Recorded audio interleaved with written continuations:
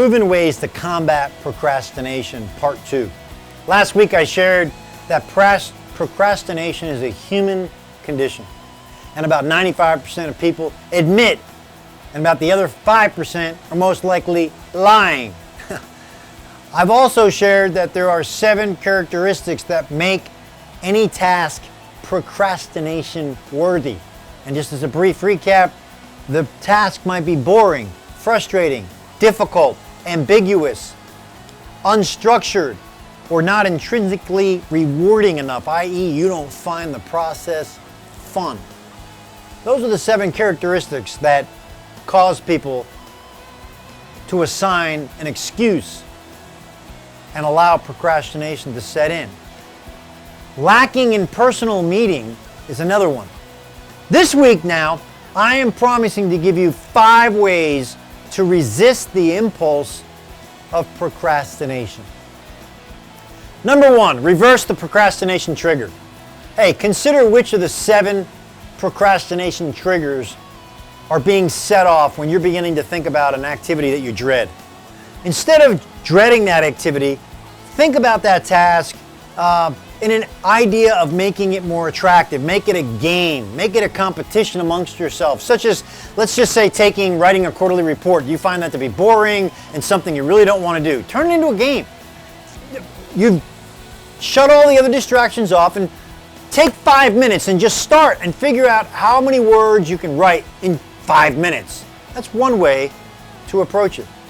Or if you find a work task ambiguous or unstructured, create a workflow that lays out the exact steps that you and your team should follow each month in order to get it done. Rally the team together, get their buy-in on it so that you can have a way to get started. Number 2, work within your resistance level. When a task sets off procrastination triggers, we resist doing it. But just how resistant are we? Let's say you have to wade through a dense piece of research for an upcoming project. In order to find your resistance level, consider the effort that you're committing to that task alongside of a sliding scale. For example, could you focus on reading for an hour? No? Okay. Then don't. How much can you focus on reading? A half hour? 10 minutes? If that time still seems unpleasant, what about 2-minute intervals? The point is, slide it down to what seems like a doable task for you in order to chunk it out. Shorten the amount of time until you find a period to which you no longer are resistant to that task. And then do it. Number 3, do something, anything, to get started. It's so much easier to keep going with a task after you've overcome the initial hump of starting it in the first place. That's because the task or tasks that induce procrastination are rarely as bad as we think. They just aren't.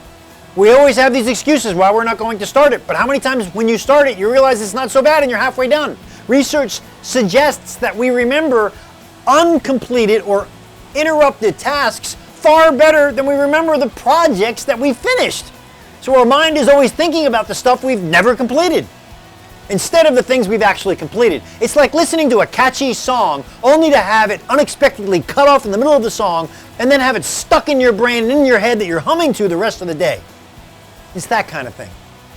Starting a task usually means you will continue the process. And this will make you much more likely to resume it later on when you push the pause button. Number 4, list the costs of procrastination.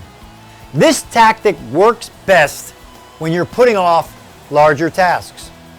While it's not worth spending 20 minutes listing out the costs of not wanting to go on your evening run, it might be worthy of listing out the costs that will significantly impact your children if you don't begin saving for their college now. Add up all the ways of procrastination on not putting money away for your children and look at the results, and it might motivate you to get started to go open up that 529 college account. Just saying. Number 5, you've been hearing this common theme with me for weeks now. Disconnect. Our devices offer a cornucopia of distractions, whether it's an email, social media, Facebook, texting, Twitter, whether you're communicating on LinkedIn or any other social media. Disconnect. This is especially difficult as our work becomes more ambiguous and unstructured, the two triggers of procrastination. When you notice yourself using your device to procrastinate, disconnect. I know it sounds so much easier than it is. You have to learn to disconnect. Sometimes when I'm writing, I go as far as to put my phone in another room, shut off the Wi-Fi, turn off my computer. Other times I turn maybe to an app like Freedom or Self-Control, which blocks access to distracting sites and requires me to physically restart the computer to restore access to those sites. This may sound drastic, and to some degree it is. I know of other people who take much larger drastic steps and other people who don't take any steps who are being consumed by procrastination. But disabling digital distractions ahead of time gives you no choice but to focus on the work, what's really important that's in front of you. There are proven ways to combat procrastination so that it does not get in the way of accomplishing your most important tasks.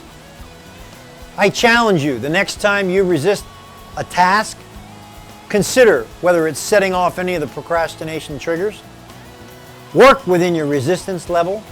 Force yourself to get started on it, and list out the costs of putting off this task and/or disconnect yourself totally from the internet.